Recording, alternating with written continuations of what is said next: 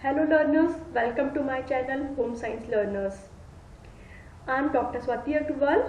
आज मैं आपके लिए GIC सीरीज का अपना पार्ट 2 लेकर आई हूँ। इसके पहले हम 40 क्वेश्चन सॉल्व कर चुके हैं। आज हम नेक्स्ट 40 क्वेश्चन सॉल्व करके इस सीरीज को कंप्लीट करेंगे। सो हम स्टार्ट करते हैं। हमारा question number 41 is Sippy diet is given in. Sippy diet किस में देते हैं? This diet is also known as bland diet. इसको हम ब्लैंड डाइट भी बोलते हैं। ये गैस्ट्रोइंटेस्टाइनल ट्रैक्ट में इन्फ्लेमेशन होता है तो उस कंडीशन में ये डाइट हम प्रेफर करते हैं, ब्लैंड डाइट। तो ये इसमें क्या होगा आपका treatment for peptic ulcer. Peptic ulcer के कंडीशन में इस डाइट को दिया जाता है। So answer C is correct. Next, which of the statement is are correct. यहाँ पे दो स्टेटमेंट दिए हुए हैं, आपको बताना है इसमें से क्या ऑप्शन के अकॉर्डिंग क्या सही है। So option number 1 is low cholesterol diet is used for treatment of patients with high cholesterol level and with coronary heart disease. तो ये स्टेटमेंट तो सही है। हम लो कोलेस्ट्रॉल डाइट देते हैं अगर हम पेशेंट को ट्रीट कर रहे हैं, हाई कोलेस्ट्रॉल है या फिर उसको हार्ट डिजीज है तो हम लो कोलेस्ट्रॉल डाइट देते हैं। And next is low sodium diet provides low calories and total energy requirement of the day. तो सोडियम के का कैलोरीज से तो लिंक है नहीं। अगर वाटर से होता तो एक बार हम इसको देखते हैं, पर यहाँ पे कैलोरीज से सोडियम का कोई लिंक नहीं है। सो आपका सिर्फ option number 1 is right. Okay, तो आंसर आपका क्या है? ए। Next, household management is a process involving following step in the correct sequence।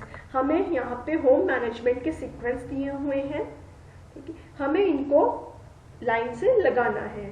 तो सबसे पहले आपका क्या होता है? प्लानिंग। हम कोई भी हमें टास्क करना है, प्लानिंग करेंगे, फिर उसको ऑर्गेनाइज करेंगे, कैसे हमें टास्क करना ऑर्गेनाइज करेंगे, फिर उसको कंट्रोल करेंगे, देन लास्ट में इवेलुएट करेंगे। तो planning, organizing, controlling and evaluating. तो सेकंड प्लानिंग, ऑर्गेनाइजिंग थर्ड, फिर 1 एंड देन लास्ट में 4th। तो आपका ऑप्शन सी करेक्ट है।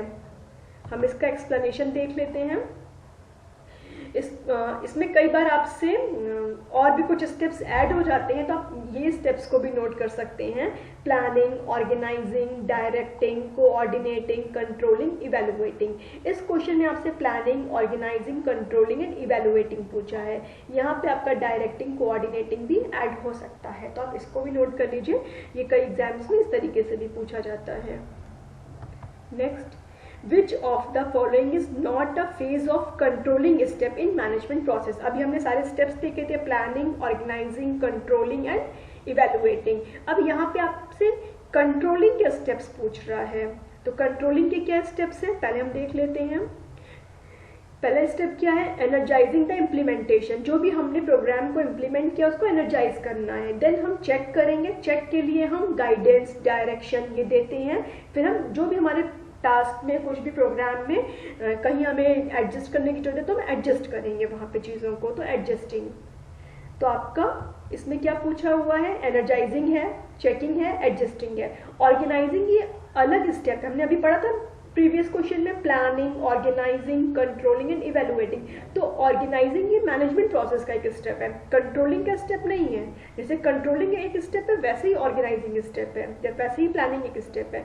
तो ऑर्गेनाइजिंग नहीं होगा, कंट्रोलिंग के स्टेप में एनर्जाइजिंग, चेकिंग, एडजस्टिंग ये होगा। तो आपका इसमें से आंसर क्या होगा? पूछ रहा है not a phase of controlling step. Controlling का स्टेप नहीं है तो organizing. So answer is B is correct. Clear? Next, अब यहाँ पे हमें दो लिस्ट दी है, हमें इसको मैच करना है। तो हम देखते हैं रिसोर्सेज क्या है। Resources are limited, resources limited है। क्रक्स ऑफ मैनेजमेंट क्या है? हमारा डिसीजन मेकिंग। किसी भी डिसीजन मेकिंग क्या है? हमारा मैनेजमेंट का क्रक्स है। ह्यूमन रिसोर्सेज क्या है? टाइम। और टाइम मैनेजमेंट क्या है? Knowledge off peak load. Time management से हमें नॉलेज ऑफ पीक लोड पता चल रहा है। ओके, तो हमारा क्या हो गया? ए का 2 किसमें? इसी में दिया हुआ है, तो हम एक पहले देखते मान हम बता सकते हैं। तो आंसर आपका A is correct. Okay, clear? Next, commodities and facilities which are available to the family without the use of money. अब इसके 4 ऑप्शंस दिए हैं आपके, कौन सी कमोडिटी और फैसिलिटी है जो विदाउट मनी हमें फैमिली को मिलती है, तो उस इनकम को हम कौन सी इनकम कहेंगे। ये बहुत ही कंफ्यूजिंग क्वेश्चन, कई बार बच्चे इसमें बहुत कंफ्यूज होते हैं, तो हम इसको पहले थोड़ा सा डिटेल में हम देख लेते हैं। फैमिली इनकम को हम 3 तरीके से डिवाइड कर सकते हैं। मनी इनकम जो कि हमें मॉनेटरी फॉर्म में मिलती है, रियल इनकम, इसको हम फर्दर क्लासीफाई करते हैं डायरेक्ट एंड इनडायरेक्ट फॉर्म में। इसी को थोड़ा समझना है।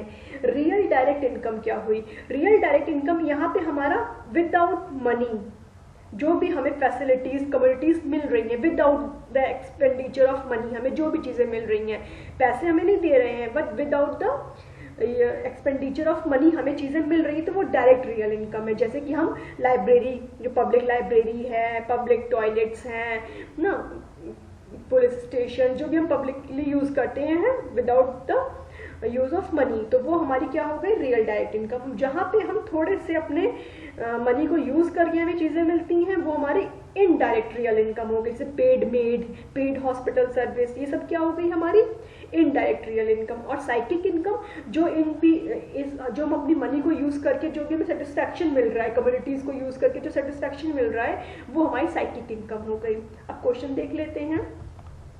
Commodities and facilities which are available to the family without use of money, हमने बोला ना अभी विदाउट यूज ऑफ मनी क्या है, रियल डायरेक्ट इनकम। तो answer number A is correct. Clear. Next, the tool of measuring work time is, अब हमें work time को अपने मेजर करना है, तो हम वर्क टाइम को कैसे मेजर करते हैं, हमने टाइम शेड्यूल बनाया हुआ है, उससे हम मेजर कर सकते हैं। Answer is A is correct. अब question number 48 is assertion reason है। assertion क्या है, according to Engel's law of consumption as a income increases the proportion of income spent on food decreases. Engel's ने, ये बात तो सही है, एंजल्स ने बोला है कि जैसे जैसे हमारा इनकम इंक्रीज होती है, फूड पे होने वाला जो हमारा है एक्सपेंडिचर वो हमारा कम होता है। एंड रीजन क्या दिया है, priorities change with increase in family income, priorities भी हमारी चेंज होती हैं, बट ये इसका करेक्ट एक्सप्लेनेशन नहीं है। सो आपका both A and R true, but R is not the correct explanation of A. ठीक है, इसका हम देख लेते हैं। ये कई तरीके से क्वेश्चन एग्जाम में आता है कि कितने एक्सपेंडिचर आइटम्स बताए, इन्होंने 5 एक्सपेंडिचर आइटम्स बताए हैं, food, clothing, shelter, lighting and fuel, education, health and recreation, इसको एक साथ रखा है। इन्होंने बोला जैसे जैसे हमारी इनकम इंक्रीज होगी तो फूड पे होने वाला जो भी एक्सपेंडिचर है वो डिक्रीज होगा, क्लोथिंग पर, शेल्टर पर, लाइट एंड फ्यूल पर सेम रहेगा, एजुकेशन, हेल्थ और रिक्रिएशन पे होने वाला एक्सपेंडिचर इंक्रीज करेगा। तो ये क्वेश्चन आपसे कई तरीके से फ्रेम होता है, इसको आप नोट डाउन कर लिएगा। Next, arrange the channels of distribution of consumer goods from first to last stage. Consumer goods का डिस्ट्रीब्यूशन के क्या, सबसे पहले क्या होगा, होलसेलर किसी भी आइटम को बनाएगा, मैन्युफैक्चर किसी भी आइटम को बनाएगा, फिर मैन्युफैक्चर दे रहा है होलसेलर को, फिर होलसेलर दे रहा है रिटेलर को, रिटेलर के पास से जाएगा कंज्यूमर के पास। सबसे पहले मैन्युफैक्चर बना रहा है तो 3, फिर होलसेलर के पास जा रहा है 2, फिर 4, फिर 1। तो आंसर नंबर आपका C is correct. Clear. Wholesale manufacture ने बनाया, फिर होलसेलर के पास गया, फिर वहां से रिटेलर के पास, फिर कंज्यूमर के। ये भी क्वेश्चन आपसे कई बार पूछता है। For home saving following is the best option. किसमें हम कर सकते हैं सेविंग, बैंक में, पोस्ट ऑफिस में, दोनों में हम कर सकते हैं, दोनों बेस्ट ऑप्शन है हमारे लिए। अपनी कन्वीनियंस के अकॉर्डिंग जो हमारे घर के पास में हो, जैसे जिसको कन्वीनियंट हो, तो both A and B are correct. Answer is C is correct. Next, dish washing function should ideally be perform in which centre of kitchen. Dish washing कहाँ पे करेंगे, स्टोरेज सेंटर में नहीं, कूलिंग सेंटर में नहीं, service centre में नहीं, हम डिश वॉशिंग कहाँ करेंगे, प्रिपरेशन सेंटर में करेंगे। ठीक है, वहीं पे हमारा सिंक होगा। तो answer B is correct. Next, tool of measuring muscular fatigue. Muscular fatigue को मेजर करने का टूल क्या है, एर्गोमीटर। ठीक है, answer C is correct. Which of these are not a non human resource. Question बहुत सिंपल है, बस इन्होंने थोड़ा सा घुमा दिया है। Not a non human resource मतलब नॉन ह्यूमन रिसोर्स नहीं है, मीन्स ह्यूमन रिसोर्स है। ठीक है, तो गुड्स, मनी एंड टाइम, ये तीनों हमारे क्या है, non human resource. Human resource क्या है इसके अकॉर्डिंग, एनर्जी। अगर यहाँ पे एनर्जी नहीं होता तब हम टाइम पर जाते हैं, क्योंकि टाइम में कॉन्फ्लिक्ट है, ये नॉन ह्यूमन भी यूज होता है कहीं कहीं, कहीं ह्यूमन भी होता है, बट यहाँ पे एनर्जी दिया, इसलिए आपका ऑप्शन ए करेक्ट होगा। Option A is correct. Next, analysis of unnecessary movements that are to be eliminated is done under which of the following। अब सारी टेक्निक्स हैं वर्क सिंप्लीफिकेशंस की, तो साइक्लोग्राफी और क्रोनोसाइक्लोग्राफी, साइक्लोग्राफी आपका ओल्ड मेथड है एंड क्रोनोसाइक्लोग्राफी आपका लेटेस्ट मेथड है इसको देखने का कि स्टेप्स को हम कैसे डिक्रीज कर सकते हैं, एलिमिनेट कर सकते हैं। तो आपका आंसर बी के अकॉर्डिंग क्रोनोसाइक्लोग्राफी, क्योंकि लेटेस्ट है इसलिए मानने पर साइक्लोग्राफी भी करेक्ट हो सकता है। तो थोड़ा सा ये कंफ्यूजिंग क्वेश्चन है बट इसके अकॉर्डिंग आपका आंसर बी करेक्ट है। Next, a dash consist of sibling who combine their families to share resources and work. तो किस फैमिली में है? एक्सटेंडेड फैमिली कंसिस्ट करती है सिबलिंग्स को, who combine their families to share resources of work, तो extended family, answer A is correct. Next, decision making steps according to Louis Allen. यहाँ पे आपसे डिसीजन मेकिंग के कई सारे स्टेप्स हैं, कई सारे ऑथर्स के अकॉर्डिंग निकोलन टॉर्सी ने अलग दिया है, जॉन डेवी का अलग है, लुइस एलन का अलग है, तो यहाँ पे आपसे लुइस एलन का पूछा है, तो मैं इनके स्टेप्स को देख लेते हैं। सबसे पहले क्या है? Starting the apparent problem. सबसे पहले हमें कोई प्रॉब्लम हमारी क्रिएट होगी, ठीक है, स्टेटिंग द अपरेंट प्रॉब्लम, कोई प्रॉब्लम क्रिएट, फिर हम सीकिंग द फैक्ट्स, फिर हम फैक्ट्स को देखेंगे, खोजेंगे, फिर हम आइडेंटिफाइंग द रियल प्रॉब्लम, फिर उसमें से हम आइडेंटिफाई करेंगे रियल प्रॉब्लम को। बहुत सारे हमारे पास प्रॉब्लम क्रिएट हो रही हैं, फिर हम उसमें से आइडेंटिफाई कर रहे हैं, फिर हम उसके ऑल्टरनेटिव्स को एक्सप्लोर करेंगे, उसमें से बेस्ट सॉल्यूशन को हम देखेंगे, फिर हम determine the course of action, फिर सबसे लास्ट में हम एक्शन परफॉर्म करेंगे उसके लिए। तो इसमें से हम इसका देख लेते हैं क्या है, कौन सा हो रहा है। बी में यही सीक्वेंस दिया हुआ है, 4 number, stating the apparent problem, फिर सीकिंग द फैक्ट, फिर identify the real problem, exploring the alternative, फिर चूज करेंगे उसमें से और फिर हम अपने एक्शन को परफॉर्म करेंगे। तो आपका option B is correct. Next, क्या था, एक minute,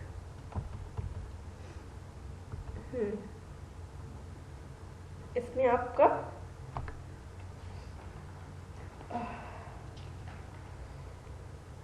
answer B is correct है। यहाँ पे आपका ये गलती से ए है, ये नहीं है, आपका बी करेक्ट है, ठीक है। इसके अकॉर्डिंग आप देख लीजिएगा। मैच एंड चूज, हमें लिस्ट 1 से लिस्ट 2 को मैच करना है। Freedom, flexibility of values, religion, honesty, custom, taboos, low, high, little, rupees, calories, kilogram, कौन से स्टैंडर्ड्स हैं? तो क्वांटिटेटिव हमें समझ में आ रहा है, रुपीज, कैलोरीज, किलोग्राम, ये क्या है? हमारे क्वांटिटेटिव है। ये क्वांटिटेटिव क्या है? ये डी, तो हमारा डी का क्या हो रहा है? 1, डी का 1 इसमें है। क्वालिटेटिव में क्या? लो, हाई, लिटिल, ये हम क्वालिटेटिव में इसको बात करते हैं, क्वालिटेटिव स्टैंडर्ड में लो, हाई, लिटिल। तो सी का क्या है आपका? 2, सी का 2, तो आपका ऑप्शन बी जा रहा है। फिर कन्वेंशनल और अनकन्वेंशनल, कन्वेंशनल क्या होते हैं? ट्रेडिशनल स्टैंडर्ड होते हैं, ये अनचेंजेबल होते हैं, फिक्स्ड होते हैं हमारे। तो इसमें से क्या? रिलीजन, ऑनेस्टी, कस्टम, टैबूज, ये हमारे फिक्स्ड हैं, ठीक है, तो बी का आपका 3 हो गया। एंड अनकन्वेंशनल क्या है? ये हमारे चेंजेबल होते हैं, फ्रीडम, फ्लेक्सिबिलिटी ऑफ वैल्यूज, तो ये हमारा बी ए का 4 हो गया। तो आंसर आपका डी इज करेक्ट।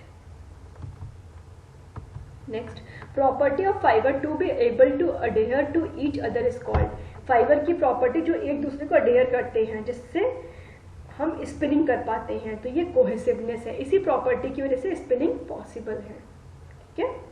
कॉटन इतना छोटा होता है fibre, but due to cohesiveness हम उसकी स्पिनिंग करके हम यार्न बना पाते हैं। तो answer B is correct. Choose the incorrect, इसमें से इनकरेक्ट स्टेटमेंट हमें देखना है। Cotton, linen, jute are natural cellulosic, correct है। Wool, hemp, silk are protein, तो हेम्प तो हमारे सेलुलोजिक फाइबर में है, तो ये गलत हो गया। Asbestos, glass, mod acrylic mineral fibre सही है, रेयॉन एसीटेट सेलुलोजिक फाइबर है, ठीक है, आर्मेनमेट फाइबर ये भी सही है। तो आपका बी इसमें से इनकरेक्ट है, ठीक है। हेम्प हमारा प्रोटीन फाइबर में नहीं है, वो सेलुलोजिक फाइबर है। Answer B is correct. Next, इसको भी हमें लिस्ट 1 को लिस्ट 2 से मैच करना है। वूल का क्या है, हाईली रेजिलेंट होता है, ये रेजिलेंसी हो गया। सिल्क में डाइकिल एफिनिटी होती है। कॉटन क्या होता है, एब्जॉर्बेंट अच्छा होता है इसका। और नायलॉन थर्मोप्लास्टिक है। तो इसका आपका आंसर क्या हो गया, डी, ठीक है। Next, silk and man made fibres yarn measured using denier. 1 denier is the weight in grams of how many meters of yarn। अब हमने यार्न नंबरिंग सिस्टम पढ़ा हुआ है, डेनियर, टेक्स, ये सब क्या है, डायरेक्ट नंबरिंग सिस्टम है। इसमें हमारा लेंथ फिक्स है, हम जैसे जैसे वेट बढ़ाते जाते हैं वैसे वैसे हमारे नंबर्स बढ़ते जाते हैं यार्न के। तो ये डायरेक्ट नंबरिंग सिस्टम है। इसमें हम यार्न और आपका 1000 और 9000 मीटर्स है, यही दोनों पूछा जाता है। तो 1 denier is equals to weight of yarn in grams per 9000 metres. 9000 metres है तो डेनियर है, और 1000 मीटर्स की बात हो रही है तो टेक्स की बात करेंगे। तो आपसे डेनियर पूछा है तो 9000 मीटर्स, तो answer C is correct. Next, simple yarn. Simple yarn क्या, सिंगल यूनिफॉर्म यार्न होगा सिंपल यार्न। ब्रेडेड यार्न क्या, इंटरजॉइनिंग 3 और मोर यार्न। ब्रेडेड जिसे हम चोटी ब्रीड करते हैं अपनी, ठीक है। फिर टेक्सचर, हम कॉइल और कर्ल से टेक्सचर क्रिएट कर रहे हैं। ग्रेंडल यार्न, 2 और मोर कलर ट्विस्टेड थ्रेड्स। तो इसका आपका आंसर क्या हो गया, A correct. Next, which of following is shared from living sheep. Living sheep से जो हमें मिलता है उसको क्या बोलते हैं, fleece. Answer C is correct. Next, choose the correct answer from the given code. Assertion, thicker thread is prepared by ring frame than mule frame। Reason क्या दिया, because ring frame is a fast process. हम spring करते हैं तो उसके लिए हम ring frame, mule frame, बहुत सारे फ्रेम यूज करते हैं। रिंग फ्रेम में क्या होता है, ये फास्ट प्रोसेस है, इसमें हमें जल्दी मिलता है, स्प्रिंग की प्रोसेस जल्दी होती है बट हमारी क्वालिटी लो रहती है। एंड म्यूल फ्रेम क्या है, लो प्रोसेस के थ्रू होता है इसमें, बट हमारी इसमें क्वालिटी अच्छी रहती है। तो इसमें क्वेश्चन से आपसे पूछा है thicker thread is prepared by ring frame, तो correct, because ring frame is a fast process, ये भी आपका करेक्ट है। तो बोथ आपका इसमें करेक्ट हो गया, ए एंड आर। असर्शन भी करेक्ट है, रीजन भी करेक्ट है, तो answer B is right. Next, correct sequence of process of weaving के आपके प्रोसेस के सीक्वेंस हमें बताने हैं। Shedding, picking, battening, taking up and letting off, ये स्टेप्स होते हैं। इसको हम एक बार एक्सप्लेन करके देख लेते हैं। तो शेडिंग होता है, हम शेडिंग हार्नेस के थ्रू हम शेड बनाते हैं अपने लूम पर। फिर इसमें से शटल मूव करती है, ये शटल मूव कर रही है और एक पिक क्रिएट करती है, इसको पिकिंग बोलते हैं। उसके बाद जैसे जैसे ये बढ़ता जाता है, हमारा बन गया क्लोथ, तो हम ये रीड से इसकी बेटनिंग करते हैं। तो उसके बाद इसको हम इस पर टेकिंग अप करके यहाँ से लेटिंग ऑफ कर देते हैं। यहाँ से इसमें इसको लपेटा, यहाँ से हमने यार्न्स को छोड़ा। तो shedding, picking, battening, taking up and letting off, तो इसके अकॉर्डिंग आप इसको लगा लेंगे, आपका option D is correct. Next, loom क्या भी हमने पढ़ा, लूम का ही पार्ट है हार्नेस। वाप और वेफ्ट आपका मिल रहा है। स्क्रीन प्रिंटिंग होती है। पटोला टाई एंड डाई का एक टाइप हो गया, ठीक है। तो इसका आंसर आपका क्या करेक्ट हो गया, ए, ठीक है। लूम, हार्नेस यहीं से एक मिल रहा है, इसे भी कर सकते हो। Next, the most commonly use discharging agent, कौन सा मोस्ट कॉमनली यूज है, रोंगालाइट, ये मोस्ट कॉमनली यूज होता है एज अ डिस्चार्जिंग एजेंट, तो answer D is correct. Next, which of these is not correctly matched. Kantha, kantha का टाइप है दुर्जनी। फुलकारी, फुलकारी का मिर्ची बाग, ये भी एक टाइप हो गया। कशीदा, कशीदा क्या है, कश्मीर की एम्ब्रॉयडरी है। ओकमी वगैरह इसका हो सकता है, बट इसमें क्या दिया है, नेलक। नेलक क्या है, फुलकारी का ही टाइप है। चोब, सुबर, तिलपत्रा, नेलक एंड डिफरेंट टाइप्स ऑफ बाग, ये सब फुलकारी के टाइप्स हैं। चिकनकारी, टिपैची, तो ये भी ठीक है, आपका चिकनकारी का एक टिपैची है, तो आपका ये इनकरेक्ट है, कशीदा, ठीक है। Answer C is right. Next, resist printed textile of Gujarat, Gujarat की रेजिस्ट टेक्सटाइल क्या है, अजरक, अजरक बिलोंग्स टू गुजरात। कलमकारी कहाँ से बिलोंग करती है, आंध्र प्रदेश। इक्कत ओडिशा से, मधुबनी बिहार से, तो अजरक आपकी गुजरात से। अगर इसमें अजरक नहीं होता तब हम इक्कत में एक बार गुजरात का लगा सकते थे, बट यहाँ पे अजरक दिया है तो पहले हम अजरक को करेंगे करेक्ट। क्योंकि ये तेलंगाना और ऐसा गुजरात काफ़ी जगह से बिलोंग करती है, बट इसमें अजरक पहले दिया है, इसलिए हम अजरक को गुजरात लगाएंगे टिक। ठीक है, next, choose the correct answer from the given input. Assertion क्या, layout of drafting on cloth before cutting help to save fabric. हम ले आउट कर लेते हैं, layout of drafting on cloth का हम before cutting, cutting से पहले हम जब ले आउट उसका ड्राफ्टिंग बना लेते हैं तो हमसे इससे हमारा कपड़ा सेफ होता है। Drafting before cutting helps to make perfect garment without defects, इससे हमारा डिफेक्ट्स भी नहीं होता है कपड़े में। तो आपका बोथ ए एंड आर दोनों करेक्ट है। ठीक है, answer C is right. Next, which of the following is a double pointed. Double pointed क्या है, फिश डार्ट है, ये बहुत बार क्वेश्चन आता है, fish dart double pointed dart है। ठीक है, a thin transparent stiff cotton cloth used for dresses, neckwear and frills. Organdy का हम क्लोथ यूज कर सकते हैं इसके लिए, तो answer A is correct. Next, Who and when introduced the term extension education? E.B. Voorhees, इन्होंने 1894 में सबसे पहले इसको इंट्रोड्यूस किया था एक्सटेंशन एजुकेशन में। इसमें से आपसे ईयर भी पूछ सकता है अलग से, या फिर सिर्फ नाम भी पूछ सकता है, उसको आप नोट डाउन करें, इंपॉर्टेंट क्वेश्चन है ये। Answer B is correct. Next, extension education in community development was developed by, तो इसको कम्युनिटी डेवलपमेंट में लीगल्स ने स्टार्ट किया था। ठीक है, answer A is correct. Feedback covers which of the following function in communication. Feedback क्या करता है, facilitates action, improves learning, removes barrier, informs audience. तो फीडबैक कौन दे रहा है, ऑडियंस दे रही है ना, तो ऑडियंस को कैसे इन्फॉर्म करेगा फीडबैक। तो आपका 4 नहीं होगा, आपका 1 2 3 होगा इसमें। 1 2 3 किस में है, सी में, तो आपका सी करेक्ट। क्योंकि ऑडियंस को हम कैसे इन्फॉर्म, ऑडियंस ही तो हमें फीडबैक दे रही है, उसी को तो हम इम्प्रूव कर रहे हैं बाकी सारी चीजें। ठीक है, तो आपका answer C is correct. Which of the following is are non projected visual aids. तो हमारा स्लाइड, टेलीविजन, ये सब क्या है, प्रोजेक्टेड में आता है।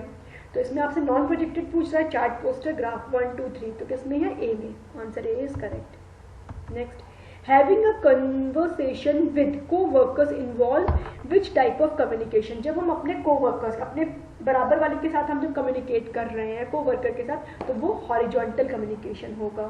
ठीक है, जब हमारा बॉस, हम अपने बॉस को कुछ बता रहे हैं, उसने हमको कुछ काम दिया, हम उसको बता रहे हैं ये काम किया है, तो वो आपका अपवर्ड हो गया। बॉस हमें कोई इंस्ट्रक्शन कर रहा है तो वो डाउनवर्ड हो गया, बट जब हम अपने बराबर वाले से कर रहे हैं तो वो हॉरिजॉन्टल होगा। तो answer C is correct. Next, which leader believes that if workers are left alone the work will be finished soon। तो इसको कैसे टाइप के लीडर बोलते हैं, लिस्से फेरा। लिस्से फेरेट जो लीडर है, इस टाइप के लीडर का है कि अगर वर्कर्स को अकेले छोड़ देंगे जल्दी काम हो जाएगा, एक फ्रेंच टर्म है ये। ठीक है, तो answer A is correct. The objective of multi-dimensional development of village through government assistance and with efforts and initiative of villagers is of। हम गवर्नमेंट असिस्टेंस को यूज करके और विलेज वर्कर्स के इनिशिएटिव से किसका ऑब्जेक्टिव है, ये कम्युनिटी डेवलपमेंट प्रोग्राम का ये ऑब्जेक्टिव है कि हम गवर्नमेंट का जो भी, गवर्नमेंट ने जो हेल्प देती है और फिर जो हमारे विलेज पीपल्स हैं उनके खुद के एफर्ट से जो भी हम इम्प्रूवमेंट करते हैं, डेवलपमेंट करते हैं, तो वो ये कम्युनिटी डेवलपमेंट प्रोग्राम का ऑब्जेक्टिव है, CDP का। तो answer B is correct. Next, which of the following is not correctly matched. यहाँ पे आपके प्रोजेक्ट्स दिए हुए हैं, कुछ उससे एसोसिएटेड टर्म्स दिए हैं, तो उसको हम कौन सा मैच नहीं कर रहा है। गुड़गांव प्रोजेक्ट में हम विलेज गाइड को अपॉइंट करते हैं। इटावा पायलट प्रोजेक्ट, इसमें मल्टीपर्पज विलेज वर्कर अपॉइंट होते हैं। मारठंडम प्रोजेक्ट, इसमें डेमोन्स्ट्रेशन सेंटर बनाए जाते हैं। नीलाखेड़ी प्रोजेक्ट, इसका किसान विकास केंद्र। तो नीलाखेड़ी जो प्रोजेक्ट है, ये जो पाकिस्तान से डिस्प्लेस पर्सन आए थे उनके लिए इस प्रोजेक्ट को किया गया था, तो इसमें किसान विकास केंद्र ऐसा कुछ नहीं बनाया गया था। तो आपका डी इज, इसका डी करेक्ट नहीं है। तो आपका आंसर क्या है, पूछ रहा है नॉट करेक्टली मैच, कौन सा मैच नहीं, तो डी वाला मैच नहीं कर रहा है, तो आंसर डी इज करेक्ट। हमने अपनी लास्ट क्लास में इसके पार्ट 1 में क्वेश्चन डिस्कस किया था parents value their children's freedom of expression and rely on reasoning and explanation when parenting. Parenting styles के बारे में डिस्कस किया था कि 4 तरीके की पेरेंटिंग स्टाइल्स होती हैं। यहाँ पे आपका आंसर तो करेक्ट है कि परमिसिव होगा, कि बच्चों की बातों पे रिलाई ज़्यादा करते हैं, अपना पेरेंट्स का इतना कोई इन्वॉल्वमेंट नहीं होता है। बट आपका आंसर सी करेक्ट है, बट यहाँ पे एक्सप्लेनेशन में थोड़ा सा मेरे से उल्टा हो गया था, तो उसको आप करेक्ट कर लीजिएगा। अथॉरिटेटिव अथॉरिटेरियन का रिवर्स हो गया था, तो बाय मिस्टेक हो गया था, तो आप इसको आप करेक्ट कर लीजिएगा। अथॉरिटेटिव स्टाइल जो है वो डेमोक्रेटिक स्टाइल है, वो स्टाइल बेस्ट होती है। यहाँ पे पेरेंट्स का और चिल्ड्रंस का इन्वॉल्वमेंट बराबर का होता है। बच्चे पेरेंट्स की भी बात सुनते हैं, पेरेंट्स बच्चों की बात सुनते हैं, तब एक फाइनल कंक्लूजन आता है किसी भी प्रॉब्लम का, किसी भी बात का। और अथॉरिटेरियन में पेरेंट्स सिर्फ अपना ऑर्डर चलाते हैं, ठीक है। तो यहाँ पे थोड़ा सा ये उल्टा हो गया था, इसको आप करेक्ट कर लीजिएगा। बाकी सब तो हम एक्सप्लेन कर चुके हैं प्रीवियस क्लास में, वहाँ पे आप जाके इसका फर्स्ट पार्ट भी चेक कर सकते हैं। होप आपको आज की क्लास पसंद आई होगी। आप चैनल को लाइक करिए, अपने फ्रेंड्स के संग शेयर करिए, और अगर आपने अब तक सब्सक्राइब नहीं किया है तो ऐसी बहुत सारे इंटरेस्टिंग क्लासेस के लिए आप मेरे चैनल को सब्सक्राइब करिए। ओके, तब तक बाय बाय।